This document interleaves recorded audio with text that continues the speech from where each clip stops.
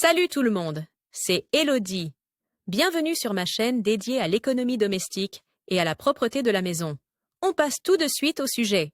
Il est prouvé qu'un poste de travail propre et bien rangé a une influence sur la réussite de l'apprentissage. Mais cela ne signifie pas que le bureau doit être complètement vide. Tant de lecture, 5 protocoles en un coup d'œil. Pourquoi le bureau est important pour l'apprentissage? L'environnement d'apprentissage. Optimal bureau pour les enfants et les élèves. Aménager le bureau, créer et maintenir l'ordre verte et bonne pour le cerveau. Les plantes d'intérieur aident ton enfant à se concentrer. Cela s'explique par le fait qu'elles améliorent le climat ambiant et absorbent les sons. Des études montrent en outre que la verdure naturelle a un effet apaisant et favorise la concentration. Pourquoi le bureau est-il important pour la réussite scolaire? Qu'est-ce qui est déterminant pour que mon enfant réussisse à l'école? Les psychologues et les pédagogues étudient cette question importante depuis très longtemps. Et bien sûr, les réponses sont complexes. Mais dans tous les cas, une chose est claire. Un environnement d'apprentissage structuré et agréable facilite la concentration de ton enfant. Après tout, les élèves y passent beaucoup de temps, font leurs devoirs et préparent leurs travaux de classe. Moins il y a de distractions,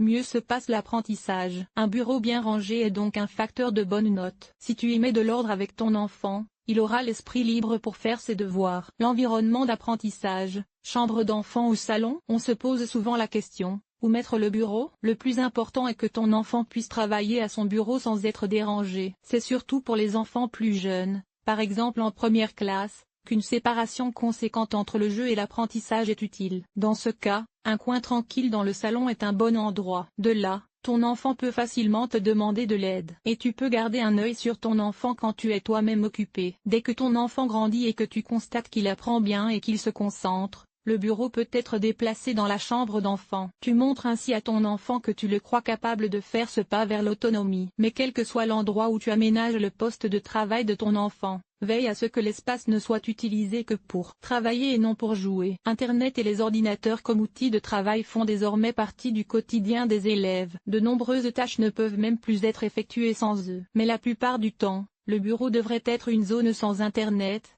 de sorte que l'ordinateur ou l'ordinateur portable ne soit utilisé que pour le travail scolaire. Discute avec ton enfant des moments où il a un besoin urgent de ces appareils numériques, et veille à ce que le reste du temps soit autant que possible exemple de numérique. Quel est le bon bureau pour les enfants? Le mieux pour les élèves est un bureau que l'on peut adapter à la taille de l'enfant, car alors, le bureau grandit tout simplement avec lui. Sur un poste de travail adapté, ton enfant est assis confortablement et son dos est ménagé. Pour cela, les avant-bras doivent reposer à un angle de 90 degrés sur le plateau du bureau. Pour qu'il y ait suffisamment de place pour le matériel de travail, l'ordinateur portable et autres, le plateau doit mesurer environ 120 cm de long et 80 cm de profondeur. Les tables en bois ou en plaquage de bois sont faciles à entretenir et ont une longue durée de vie. Tu peux les nettoyer facilement à l'aide d'un spray nettoyant. Pour une dose supplémentaire d'entretien, il est recommandé de procéder à un nettoyage en profondeur environ une fois par an. Tous les tiroirs sont alors aspirés et essuyés. Tu entretiendras ensuite la surface avec un polish. Tu trouveras d'autres conseils pour l'entretien des meubles dans ce guide. L'électronique au bureau, lampe,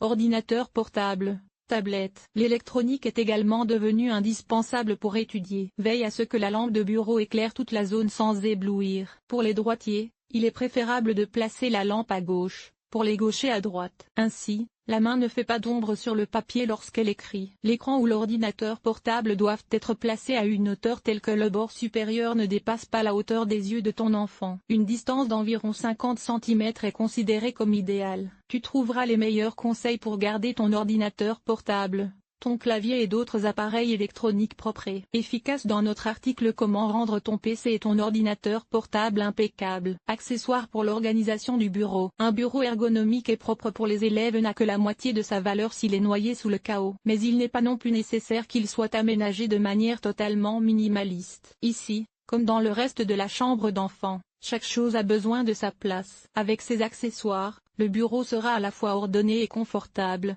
Porte-stylo tablette pour les différents compartiments tableau d'affichage pour le calendrier, l'emploi du temps, les notes et les photos boîte ou tiroir pour colle, gomme et autres matériels de travail plantes d'intérieur bibliothèque à proximité un peu de décoration selon les goûts de ton enfant choisis les aides au rangement avec ton enfant. S'il se sent à l'aise avec la couleur et le design, il a plus de chances de maintenir l'ordre. Créer et maintenir l'ordre. Tu le sais certainement toi-même, La meilleure stratégie pour enseigner l'ordre aux enfants est de montrer l'exemple. Pour l'environnement d'apprentissage, il y a encore quelques règles dont tu peux convenir avec ton enfant. Que penses-tu de celles-ci? Par exemple, 1. Le bureau est toujours laissé en ordre, c'est-à-dire que tout est rangé à sa place. 2. Les tiroirs et les boîtes peuvent correspondre à l'ordre individuel de ton enfant. Laisse-lui un peu de liberté dans ce domaine. Si le chaos prend le dessus, propose ton aide pour l'organisation. 3. Avant le début de la nouvelle année scolaire, le bureau sera une fois entièrement vidé, nettoyé et mis en ordre. Cet article t'a-t-il été utile? Comment se présente ton ménage? Lire la suite 11 idées pour plus d'ordre dans la chambre d'enfant. Ranger les peluches, laver les Playmobil, Lego et Co. Comment faire? Le rhume des foins aussi à l'intérieur? Voici comment te débarrasser des pollens à l'intérieur. Nettoyer et désinfecter la cage des oiseaux. Conseil pour le nettoyage avec une peau sèche ou sensible. Stériliser une tétine avec 3 méthodes sur nettoyer l'aquarium en 8 étapes simples. Nettoyage extérieur, nettoyer la salle de bain, laver le sol et les surfaces. Famille, organiser le ménage, entretien des vêtements, nettoyer la cuisine, agir de manière durable, linge.